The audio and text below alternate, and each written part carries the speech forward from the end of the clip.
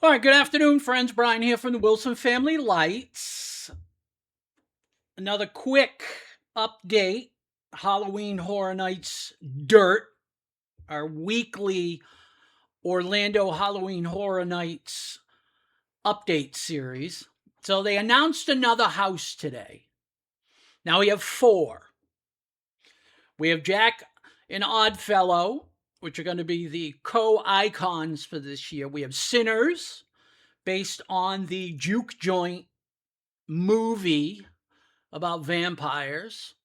We have Stranger Things 5, our final romp through Hawkins. And we have HR Blood and Guts presents Halloween Frightacular, which is going to be a revisit to the HR Blood and Guts that came out about 15 years ago, I think it was, which I think is some sort of homage to the Sid and Marty Krofft TV show HR Puffin Stuff.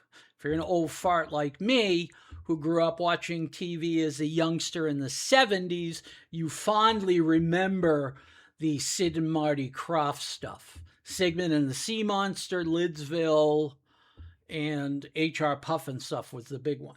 So the new one that's come out today is Madlands Caged Cannibals, which is going to be some sort of dystopian take on a zoo.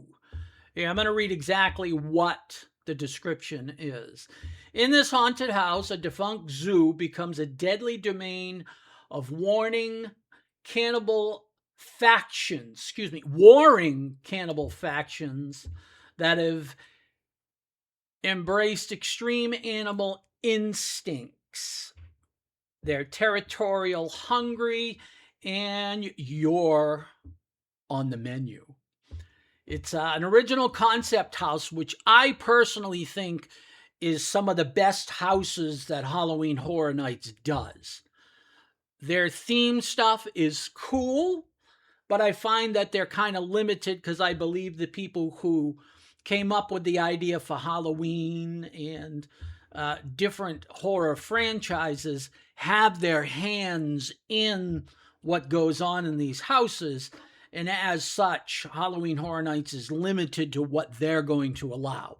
The original houses, they can do whatever they want. This is a totally new concept, so sky's the limit. More on the description here. Dystopian wasteland vibe, promising aggressive, bloody, old-school Halloween Horror Nights scares with relentless tribal attacks in a ruined zoo setting. Fantastic. That sounds really killer as far as I'm concerned. I'm not sure where they're going to have this on the property, because as far as I know, they're still doing revisions on the old Barney land and what have you, which would have been a great place to have this, but they have all kinds of options. They've got sound stages and everything you could ever think of. So we haven't had anything about the frequent fear tickets or anything beyond the backstage tours and the single tickets. One thing I keep harping about is keep in mind that you need to watch for the dates when they're going to start dropping the multi-day tickets. Last year, they sold out the frequent fear or rush of fear or whatever one it is that gives you the whole entire Halloween Horror Nights with the Fast Pass. That sold out in like 12 minutes. So you want to definitely make sure that when they announce that date, maybe you call in sick that day and make sure that you're at the computer at the specific time that they are going to go on sale, because they go fast. Yes, it's a big expense. Last year, my wife and I got the one that we're talking about, and it was over $2,000. But my wife and I don't do big vacations. We moved to Central Florida specifically in part because of Halloween Horror Nights. We used to travel down from Massachusetts for the long weekends, and we would make 3 or 4 runs over to Halloween Horror Nights. So when we decided that we wanted to get out of New England, Massachusetts, or Taxachusetts as it's called, get away from the political atmosphere and more so the weather. That year we were there in 2016, that winter we got literally about 16 feet of snow. So we were done. My wife was actually in Florida while I was up there dealing with the snow, and I called her up and I'm like, stick a fork in me, done. So make sure you watch what's going on with ticket date announcements. As soon as I hear something, I will certainly put out an update, let you know what's going on, when that date is going to be, and for which specific tickets will be going on sale. So just kind of a word to the wise. If you really want to go multiple times, you really got to pay attention to what's going on with the ticket sales. So far this year, I think it's kind of ramping up to be a pretty good year. I mean, we've got Sinners. I think that would be a killer concept. It's an old gin juke joint in the South. I think they could really do a lot with the atmosphere with that. Stranger Things, everybody knows that. That's going to be amazing.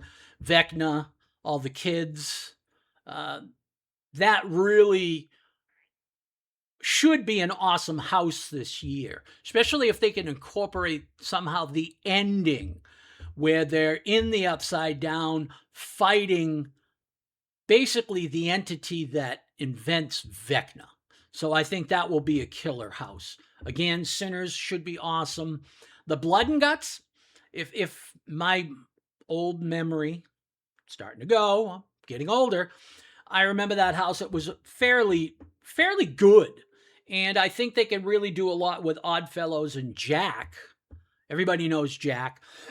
Oddfellows, not so much, but I do remember when they had Oddfellows as the icon. That was really good, and they can incorporate Jack basically into anything. I mean, he could be doing infomercials at 2 o'clock in the morning for a Ron Popeil item or maybe a Bedazzler. That would be amazing. So, like I said, we've got 4 houses announced. I haven't heard anything other than speculation, which is all opinion-based. And remember, opinions like assholes. Everybody has one. Some just smell worse than others. So there's nothing on scare zones as of yet. As stuff drops, I will certainly be doing updates and keep you guys apprised of what's going on.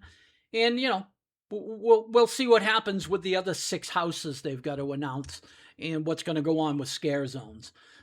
I really hope they go back to spending some real time on figuring scare zones. The last 3 or 4 years, I think they've been pretty weak.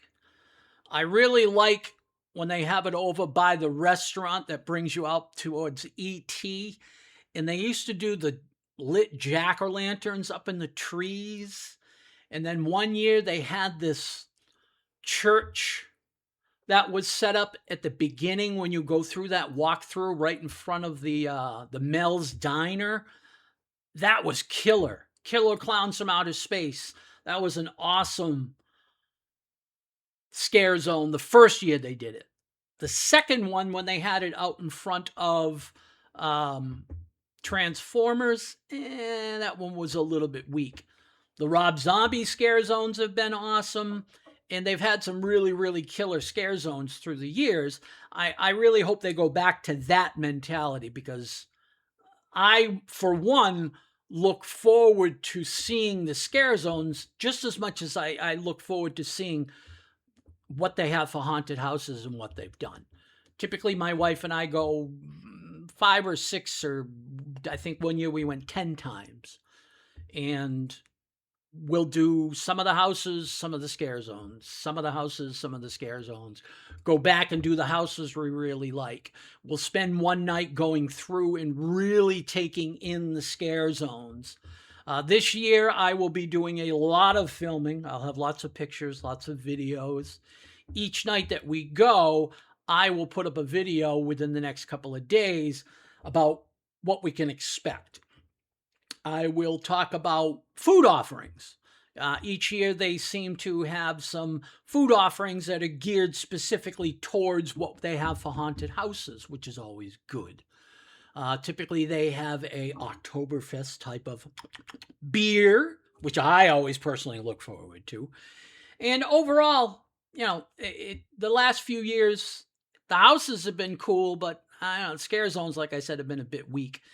And I think it's a real crime that they closed the haunted diner that they had. Now it's, I think, Minions or something along those lines. And, I miss being able to stop halfway through, cool off, get a drink, sit and watch some of the sci-fi B-horror film reels. And, I think they did themselves a disservice taking that down. But that's my personal opinion. And remember what I said about opinions. Yes, some of them do stink. So I really hope that they open that diner back up over in Epic Universe, over in the monster section. That would be awesome if anybody from Universal is listening. So, all right, Brian here from the Wilson Family Lights. This has been the Halloween Horror Nights Dirt, our weekly update series on Halloween Horror Nights in Orlando. So drop a comment. Let me know if you're going to be going, if you're going multiple times, and if you're looking for some information about specific houses once it gets up and running. If you're going towards the end of September into October, I will already have some information for you, and I will be happy to look specifically for things that you're interested in. And then we will also put up videos and pictures and what have you about what we're seeing, the things that I think are exceptional, the things that I think, if you have to go in one night and you can't make the whole thing, maybe you can skip this, maybe you can skip that. So we'll see what happens. All right, Brian here from the Wilson Family Lights. Have a good day.